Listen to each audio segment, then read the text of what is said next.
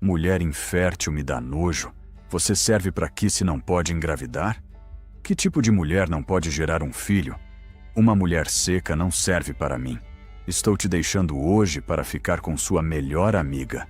Ela está grávida, e ela, sim, é uma mulher de verdade, gritou Renato, jogando as malas de Helena na calçada enlameada, bem diante da pequena casa de madeira, na zona rural de Santa Aurora do Oeste, no interior do Paraná. A chuva fina caía sobre o vestido simples dela, grudando o tecido no corpo magro, enquanto os vizinhos espiavam por trás das cortinas, sem coragem de sair. Helena não chorou de imediato.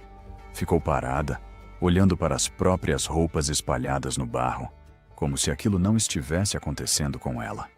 Como se aquele homem, com quem dividira 10 anos de vida no sítio Boa Esperança, não fosse o mesmo que um dia prometeu protegê-la da solidão do mundo. Mas aquele não era o verdadeiro problema, porque a humilhação daquela noite era só a ponta de uma mentira muito maior.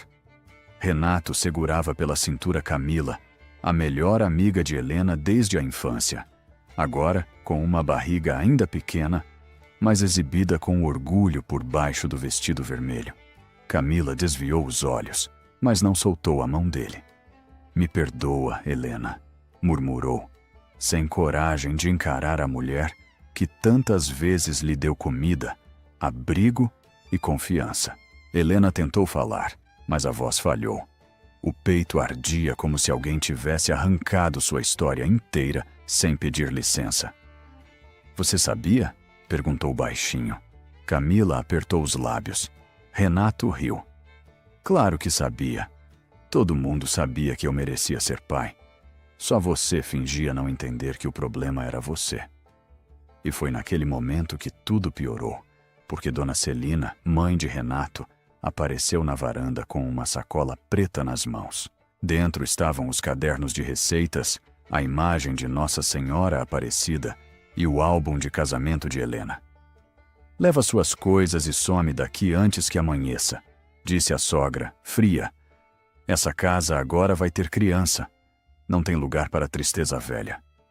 Helena segurou o álbum contra o peito como se segurasse a última parte de si mesma. A estrada de terra estava quase deserta. Só havia o som da chuva, dos sapos no brejo e do riso abafado de Renato fechando a porta. Ela caminhou sem destino pela estrada das Três Cruzes, arrastando 2 malas velhas, enquanto o barro engolia seus sapatos. A cada passo, lembrava das consultas, dos exames, das noites rezando escondida, dos chás que a sogra mandava tomar, das promessas que Renato fazia quando estava calmo. "Quando nosso filho vier, tudo vai melhorar." Mas o filho nunca veio, e a culpa, lentamente, foi colocada sobre ela como uma sentença. Ela ainda não sabia, mas aquela decisão de expulsá-la no meio da chuva mudaria a vida de todos naquela família. Depois de quase 1 hora caminhando, Helena chegou à porteira enferrujada do sítio Santa Luzia, um pedaço de terra abandonado que havia pertencido à sua tia-avó Jacinta, uma mulher considerada esquisita por todos da região. A casa estava fechada havia anos, cercada por mato alto, galinhas perdidas e uma figueira enorme que parecia vigiar tudo em silêncio. Helena empurrou a porta com o ombro. O cheiro de mofo e madeira velha veio forte, mas ali dentro ninguém a chamava de inútil. Ninguém a comparava com outra mulher. Ninguém dizia que seu corpo era uma vergonha. Ela largou as malas no chão e finalmente desabou. Chorou como quem enterra um casamento, uma amizade e uma vida inteira na mesma noite. Mas alguém observava tudo em silêncio. Do outro lado da cerca, junto ao cafezal escuro. Na manhã seguinte, Helena acordou com batidas secas na porta. Por um segundo, pensou que Renato tivesse se arrependido. O coração dela quase traiu a própria dor. Mas quando abriu, viu seu Agenor, o farmacêutico da vila, segurando um envelope pardo protegido dentro do paletó. O rosto dele estava pálido. "Helena, eu não devia me meter", Mas isso aqui chegou ontem na farmácia por engano. Era para ser entregue na sua antiga casa. Ela pegou o envelope com as mãos tremendo. No canto, havia o nome do laboratório de Cascavel, onde Renato e ela tinham feito exames meses antes. Helena sentiu o estômago afundar. Eu já sei o resultado, seu Agenor. Renato me mostrou. O médico disse que eu não posso ter filhos. O velho engoliu seco. É por isso que eu vim. Porque eu conheço o rapaz que trabalha no laboratório. E ele me disse uma coisa estranha. Helena parou de respirar por um instante. Que coisa? Seu Agenor olhou para a mata à estrada, como se temesse ser visto. 2 laudos foram trocados naquela semana. E um deles era o de vocês. O silêncio que veio depois parecia maior que o sítio inteiro. Helena abriu o envelope devagar. As letras do papel começaram a dançar diante dos olhos dela. O que ela descobriu depois mudou tudo. Porque o nome no laudo era o de Renato.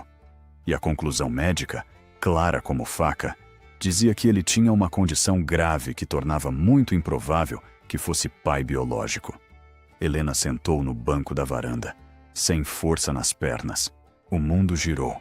A mulher chamada de seca, inútil e incapaz, segurava nas mãos a prova de que a mentira não era dela, era dele. Mas junto com o choque veio outra pergunta, ainda mais dolorida. Se Renato não podia ter filhos, de quem era a criança que Camila carregava? Seu Agenor tentou tirar o papel da mão dela, com cuidado.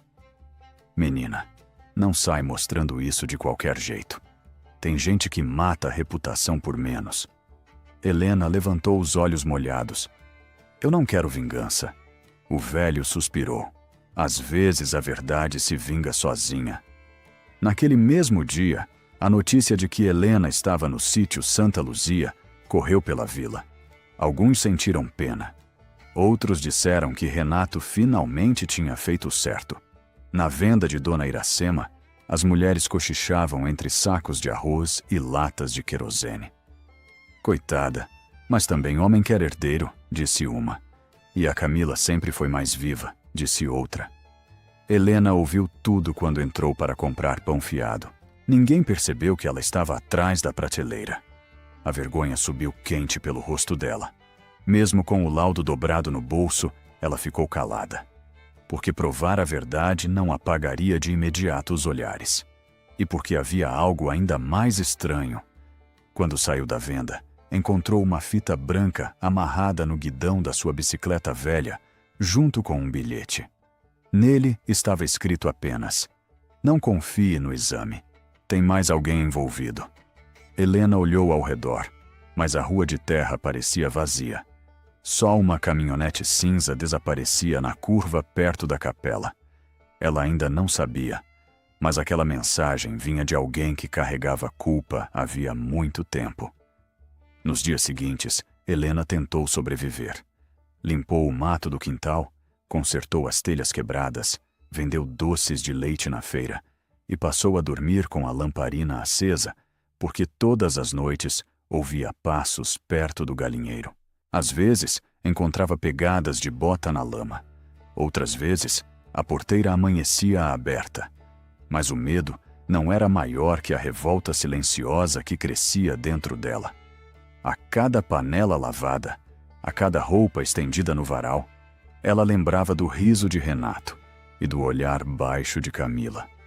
E algo em Helena começou a mudar.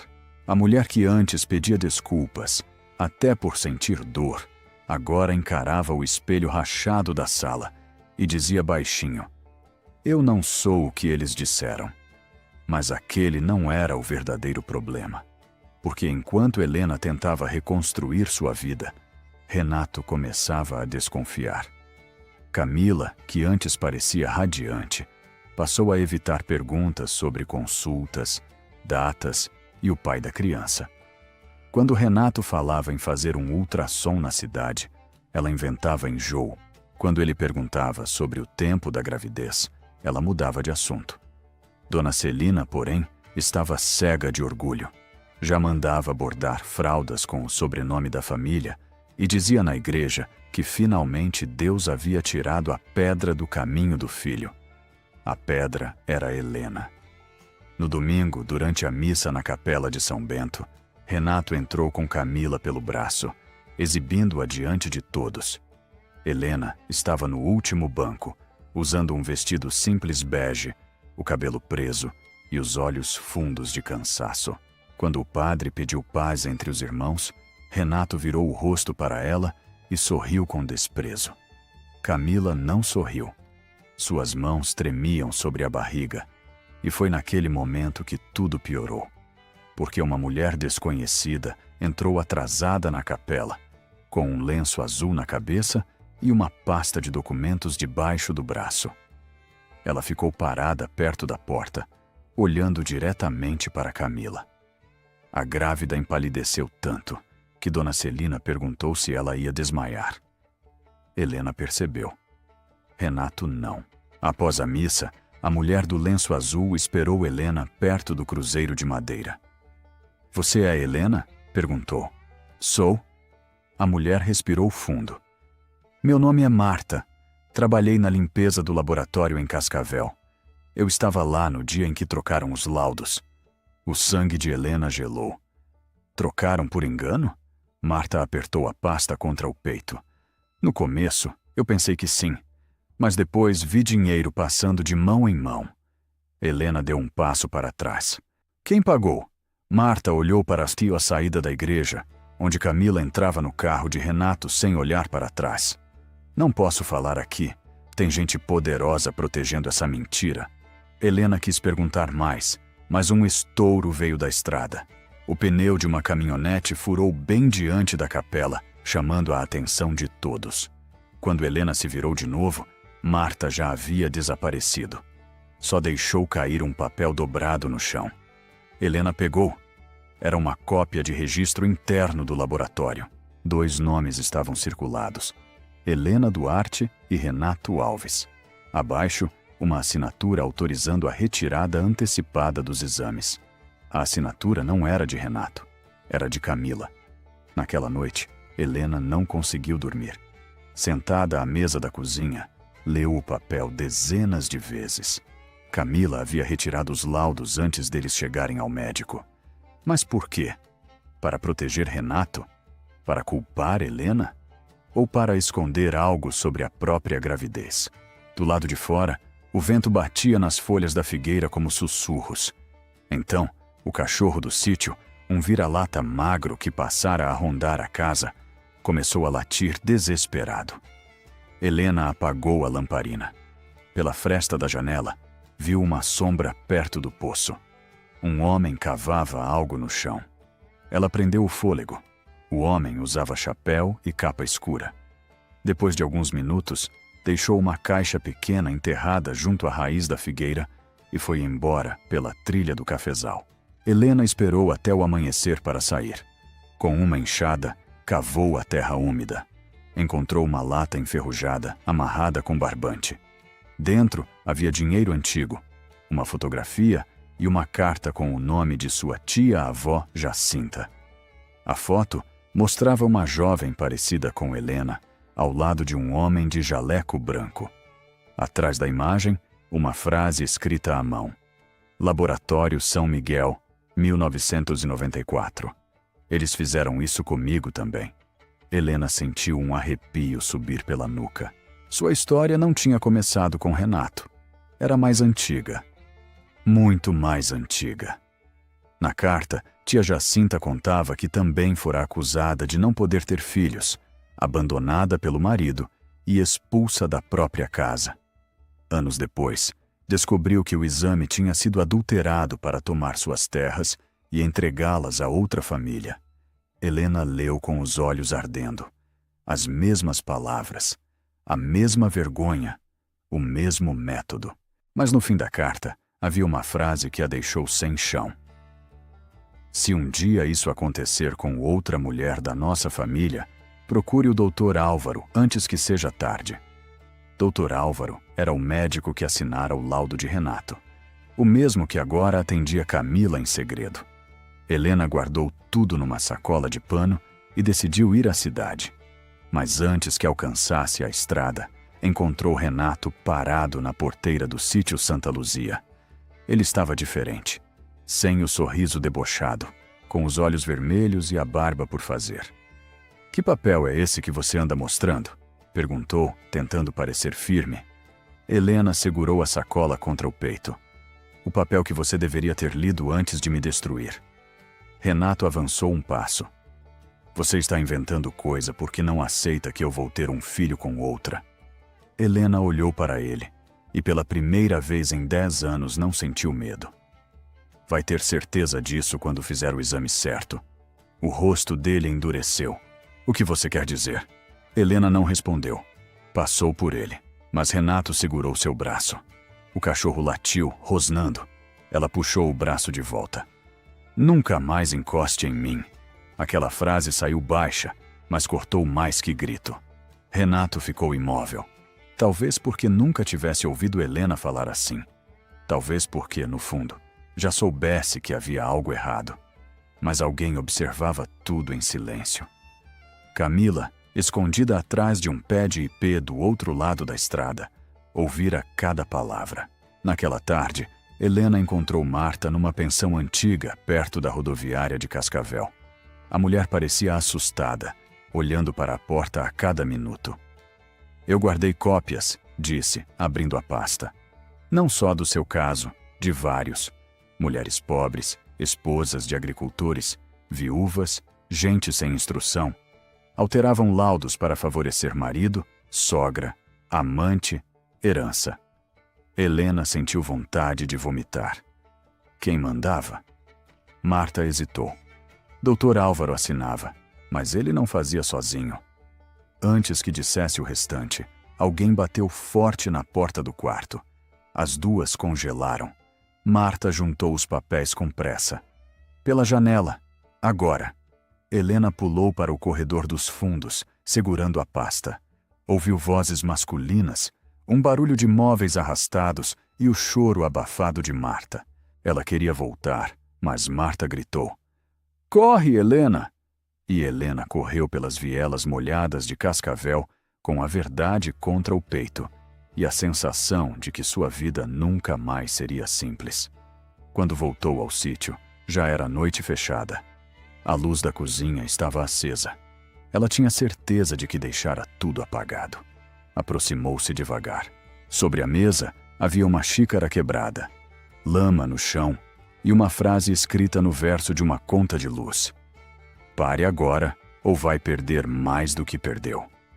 Helena tremia, mas não rasgou o papel. Guardou junto com os outros. Na manhã seguinte, foi até a delegacia de Santa Aurora do Oeste. O delegado, amigo antigo da família de Renato, mal olhou os documentos. "Isso é briga de casal, dona Helena. Melhor a senhora seguir sua vida." Ela saiu de lá com a garganta fechada. Por um instante, a velha Helena quase voltou, aquela que aceitava a injustiça para não incomodar. Mas então, viu Camila sentada no banco da praça, sozinha, chorando. Helena se aproximou. Camila tentou levantar, mas tropeçou no próprio vestido. "Não chega perto de mim", disse apavorada. Helena parou.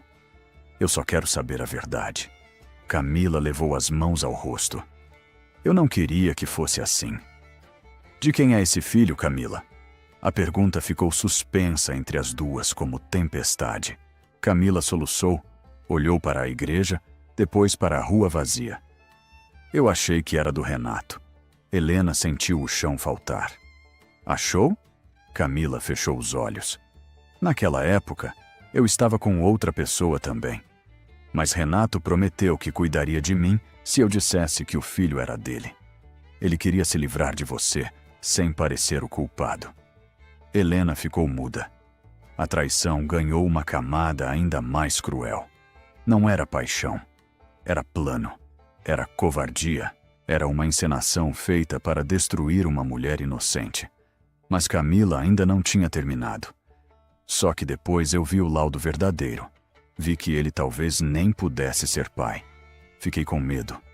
Dona Celina disse que se eu abrisse a boca, ela acabava comigo. Helena sentiu um frio atravessar a espinha. Dona Celina sabia? Camila assentiu, chorando. Foi ela quem pagou o laboratório. Naquela mesma hora, o sino da igreja tocou fora de horário. As duas olharam para trás. Um carro preto parou diante da praça. Dele desceu o Dr. Álvaro, com o rosto sério, acompanhado por um homem de terno cinza que Helena nunca tinha visto. O médico olhou diretamente para ela, como se já soubesse que os documentos estavam em suas mãos. Precisamos conversar, disse. Helena deu um passo para trás. Camila sussurrou. Não confia nele. O homem de terno então abriu a pasta que carregava e mostrou um documento com o brasão do Ministério Público. Dona Helena Duarte? Meu nome é Marcelo Viana.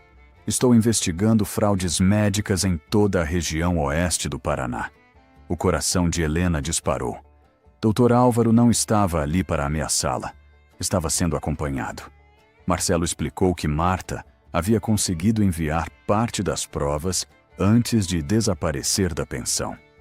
A investigação já vinha de meses, mas faltava uma vítima disposta a depor. Helena olhou para Camila. A ex-amiga baixou a cabeça. Eu falo também, disse, quase sem voz. Eu conto tudo que Dona Celina mandou fazer. Mas aquele não era o verdadeiro problema, porque enquanto as duas aceitavam depor, Renato recebia em casa uma ligação que o deixaria transtornado. Dona Celina contou que Helena tinha encontrado documentos e que Camila estava abrindo a boca. Renato, desesperado, foi até o quarto onde as roupinhas do bebê estavam guardadas e começou a arrancar tudo das gavetas. Ela vai acabar comigo, repetia. A Helena vai acabar comigo. Dona Celina, porém, não chorava. Apenas fechou a porta e disse: então a gente acaba com ela primeiro. Ao entardecer, Helena voltou ao sítio Santa Luzia, escoltada por Marcelo até a entrada da estrada. Ele orientou que ela não ficasse sozinha, mas ela insistiu em pegar a carta da tia Jacinta e algumas roupas. O sítio estava quieto demais. Nem os grilos cantavam. Ao entrar na cozinha, encontrou o álbum de casamento sobre a mesa. Ele não estava ali antes. Alguém havia colocado uma fita vermelha marcando uma página. Helena abriu. Na foto, ela e Renato sorriam diante da capela. Jovens e cheios de promessas. Atrás da imagem havia uma nova mensagem. Você devia ter aceitado ir embora calada. Então, a porta dos fundos rangeu. Helena virou devagar. Uma sombra apareceu no corredor. O cachorro começou a latir do lado de fora, preso em algum lugar. Helena agarrou a pasta de documentos. Quem está aí? Ninguém respondeu. Só passos lentos. 1, 2, 3. E então uma voz feminina, fria e conhecida, cortou o escuro da casa. Você sempre foi teimosa demais, Helena. Era Dona Celina. Mas quando a velha apareceu na luz fraca da lamparina, não estava sozinha. Atrás dela, segurando uma mala preta e com os olhos cheios de desespero, estava Renato. E dentro daquela mala, Helena viu a ponta de vários envelopes pardos, iguais ao do laboratório. Envelopes com nomes de outras mulheres da região. Dona Celina sorriu, sem nenhuma culpa. Você acha mesmo que foi a primeira?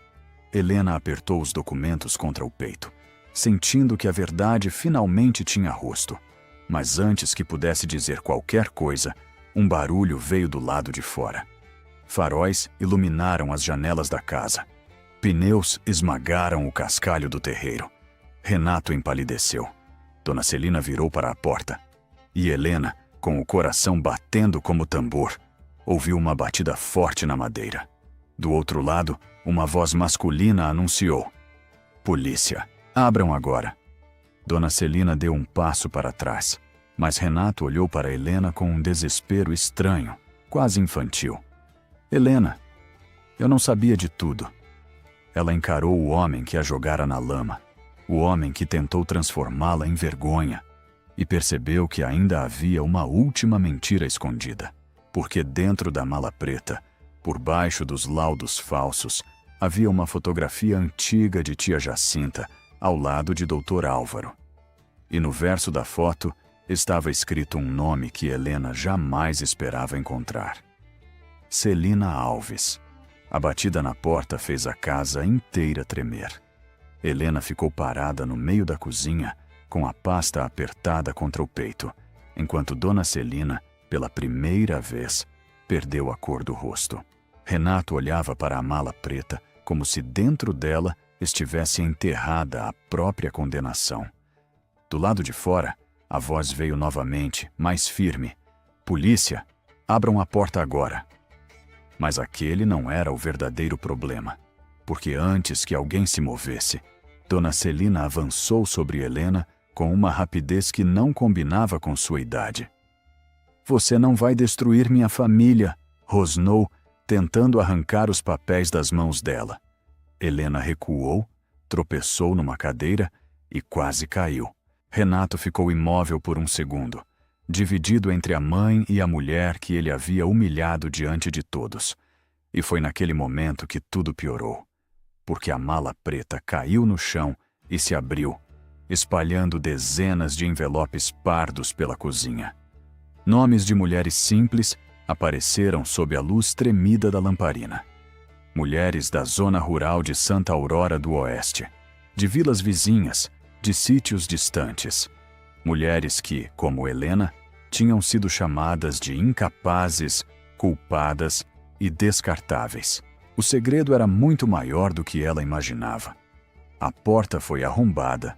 2 policiais entraram com Marcelo Viana, o homem do Ministério Público, logo atrás. Dona Celina tentou se recompor, ajeitando o vestido como se ainda pudesse mandar naquela casa. Isso é invasão. Essa propriedade não é de vocês. Marcelo olhou para a mala aberta, para os documentos no chão e depois para Helena. Dona Helena, a senhora está bem? Ela tentou responder, mas a voz saiu quebrada. Estou, mas tem mais provas aqui. Renato então caiu sentado na cadeira, levando as mãos ao rosto. Eu não sabia de tudo. Juro que não sabia. Helena olhou para ele sem pena. Durante anos, ele não quis saber da dor dela. Agora que a verdade batia à porta, queria parecer vítima. Mas alguém observava tudo em silêncio. Camila estava do lado de fora, atrás dos policiais, com os olhos vermelhos e as mãos sobre a barriga. Ela tinha contado o suficiente para a operação chegar até ali. Dona Celina viu a jovem e cuspiu as palavras como veneno. Traíra. Eu te dei casa, nome e proteção. Camila chorou, mas não abaixou a cabeça. A senhora me deu medo. Só isso. Marcelo pediu que recolhessem todos os envelopes. Dentro deles, havia laudos adulterados, recibos de pagamento, bilhetes com datas de consultas e nomes de funcionários do laboratório. Entre os papéis, Helena encontrou a fotografia antiga de tia Jacinta. No verso, aquele nome continuava queimando seus olhos. Celina Alves. Por que o nome da senhora está aqui? Perguntou Helena, erguendo a foto. Dona Celina apertou os lábios. Por um instante, o silêncio pesou mais que qualquer confissão. Então, Renato levantou a cabeça, assustado. Mãe, o que é isso? A velha encarou o filho com frieza. Coisas do passado. Mas Helena deu um passo à frente. Não. O passado foi enterrado debaixo da figueira. Agora ele voltou. Marcelo pegou a foto com cuidado. Essa imagem liga Dona Celina ao primeiro caso conhecido da fraude, o de Jacinta Duarte. Dona Celina soltou uma risada seca. Jacinta era uma louca. Helena sentiu o sangue ferver. Louca foi a mulher que perdeu tudo por causa de uma mentira. A velha, então, finalmente perdeu a máscara. Ela ia estragar a vida do meu irmão. Ia tomar terras que seriam da minha família. Fiz o que precisava ser feito. Renato se levantou devagar, como se cada palavra da mãe abrisse um buraco sob seus pés. A senhora fez isso com a tia dela e depois fez com a Helena?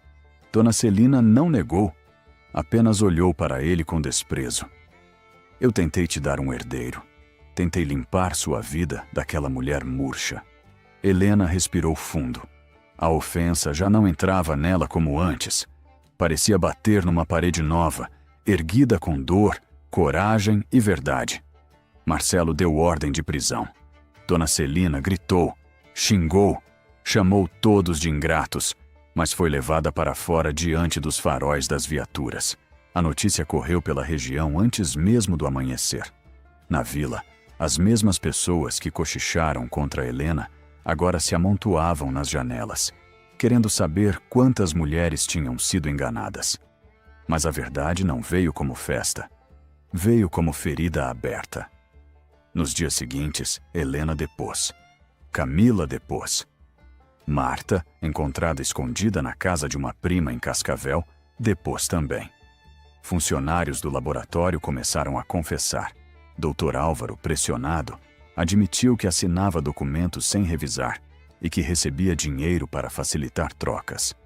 O escândalo chegou aos jornais da região oeste do Paraná. Pela primeira vez, os nomes daquelas mulheres não foram tratados como vergonha. Foram tratados como prova. Mas ainda faltava a parte mais difícil, enfrentar Renato. Ele apareceu no sítio Santa Luzia numa tarde cinzenta, semanas depois, sem a arrogância de antes. A barba estava crescida, a camisa amarrotada, os olhos fundos. Parou do lado de fora da porteira, como quem não tinha mais direito de entrar. Helena estava colhendo mandioca no quintal, com as mãos sujas de terra. Ao vê-lo, sentiu uma dor antiga se mexer, mas não correu, não tremeu, não se escondeu. Eu vim pedir perdão, disse ele. A voz parecia menor. Helena limpou as mãos no avental. Perdão pelo quê, Renato? Pela traição? Pela mentira? Pela humilhação? Por me jogar na rua na chuva? Ou por acreditar na primeira coisa que fazia de mim a culpada e de você o homem injustiçado? Ele engoliu seco. Por tudo. Ela o encarou por muito tempo. O vento balançava as folhas da figueira atrás da casa. Você não quis um casamento. Quis uma mulher para carregar suas frustrações. Quando disseram que o problema era meu, você me destruiu. Quando descobriu que era seu, quis se esconder atrás da sua mãe. Renato chorou. Eu perdi tudo. Helena assentiu devagar. Não, você perdeu o que nunca soube cuidar. Ele tirou do bolso uma aliança antiga. A mesma que ela deixara na cozinha quando foi expulsa. Eu pensei que talvez... Helena não deixou terminar. Não existe talvez. Renato abaixou a cabeça. E a criança? Helena olhou para a estrada. Camila havia ido embora para morar com uma tia em Toledo, aguardando o exame correto e tentando reconstruir a própria vida longe da vergonha que também a aprisionou. A criança não tem culpa dos pecados de vocês, respondeu Helena. Mas também não será usada para salvar mentira de ninguém. Renato ficou ali, esperando uma palavra que o aliviasse. Não recebeu. Helena voltou ao quintal, deixando-o do lado de fora da porteira. E quando ele finalmente foi embora, ela não chorou. Naquela noite, pela primeira vez em anos, Helena dormiu sem a lamparina acesa. Meses se passaram. O sítio Santa Luzia, antes abandonado, começou a florescer. Helena plantou hortaliças, criou galinhas, reformou o telhado com a ajuda de seu agenor e vendeu doces, queijos e pães na feira da cidade. As mulheres que tiveram seus laudos adulterados começaram a procurá-la. Vinham de estrada de chão, de ônibus, de carona em caminhonetes velhas. Algumas choravam antes mesmo de sentar. Outras traziam exames dobrados, alianças guardadas, histórias engasgadas há 20 anos. Helena escutava todas. Não prometia milagres. Prometia apenas que nenhuma delas sairia dali se sentindo culpada por uma mentira inventada por outros. O que ela descobriu depois mudou tudo. Porque, entre os documentos de tia Jacinta, havia uma escritura antiga. O sítio Santa Luzia não era pequeno como todos pensavam. Parte das terras havia sido tomada de Jacinta por meio de uma venda forçada, feita depois da fraude do exame. Com a investigação, a justiça reconheceu a irregularidade.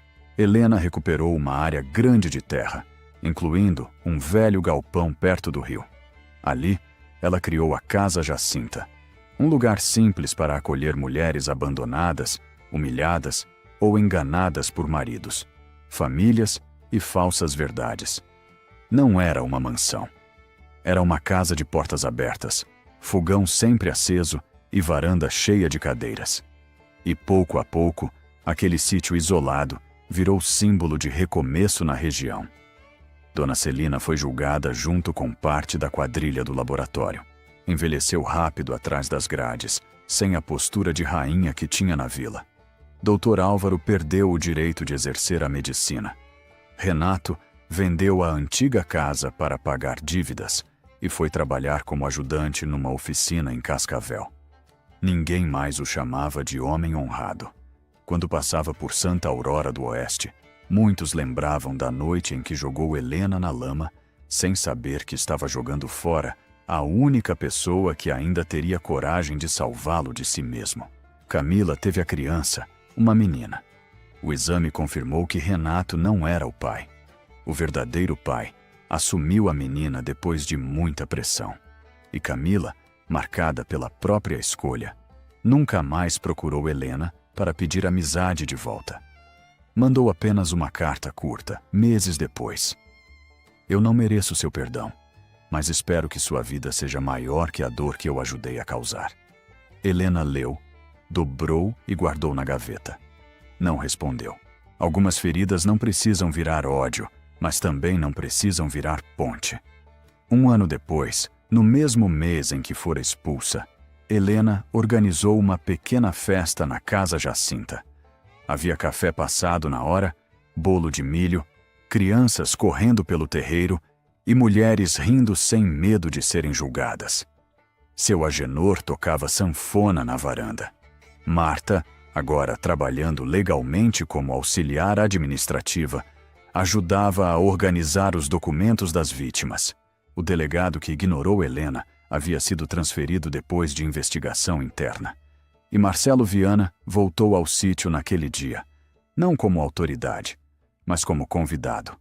Ele encontrou Helena perto da figueira, olhando para a estrada.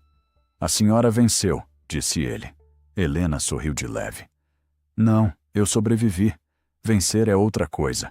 Marcelo ficou em silêncio. Ela continuou. "Vencer é quando nenhuma mulher daqui precisar provar que merece respeito." Naquela tarde, uma menina pequena se aproximou correndo com uma flor amarela na mão. Era filha de uma das mulheres acolhidas. "Dona Helena, essa flor é para a senhora." Helena se ajoelhou e recebeu a flor com os olhos marejados. Durante anos, disseram que ela só teria valor se gerasse um filho. Agora, olhando aquela criança, aquelas mulheres, aquela casa cheia de vida, entendeu algo que ninguém poderia arrancar dela. Maternidade podia ser sangue, mas também podia ser cuidado, abrigo, coragem e presença. Ela não era seca. Nunca foi. Seco era o coração de quem tentou defini-la pela dor. Ao entardecer, quando todos foram embora, Helena entrou na antiga casa e abriu a caixa de tia Jacinta uma última vez. Dentro, além das cartas, havia um lenço bordado com as iniciais JD e uma frase escrita em papel amarelado. "Um dia, uma mulher da nossa família vai quebrar esse ciclo." Helena levou o papel ao peito. Lá fora, o vento balançou a figueira como se a velha Jacinta finalmente descansasse. Então, Helena saiu para a varanda. Olhou o céu alaranjado sobre a zona rural de Santa Aurora do Oeste e respirou fundo. A estrada que antes a recebeu, expulsa, molhada e quebrada, agora parecia apontar para um futuro inteiro. E quando a noite caiu sobre o sítio Santa Luzia, não houve passos escondidos, ameaças ou portas batendo. Houve apenas o som dos grilos, o cheiro de terra molhada e uma mulher em paz, sentada diante da casa que virou refúgio, sabendo que sua história não terminou quando um homem disse que ela não servia para nada. Foi exatamente ali que ela começou. Muito obrigado por nos acompanhar até o final deste relato. Como você imagina, dar vida a estas histórias, cuidar de cada detalhe do roteiro, das imagens e da produção, requer muitíssimo trabalho, tempo e dedicação. Se você gosta do nosso conteúdo e das nossas histórias e quer nos ajudar a fazer com que este canal siga crescendo e criando mais relatos como este, considere apoiar o projeto. Você pode fazer uma doação escaneando o código QR na tela ou através do link que encontrará na descrição. Qualquer apoio, por menor que seja, faz uma enorme diferença para que possamos continuar. Não se esqueça de se inscrever no canal, deixar o seu gostei e ativar o sininho para não perder a nossa próxima história. Até a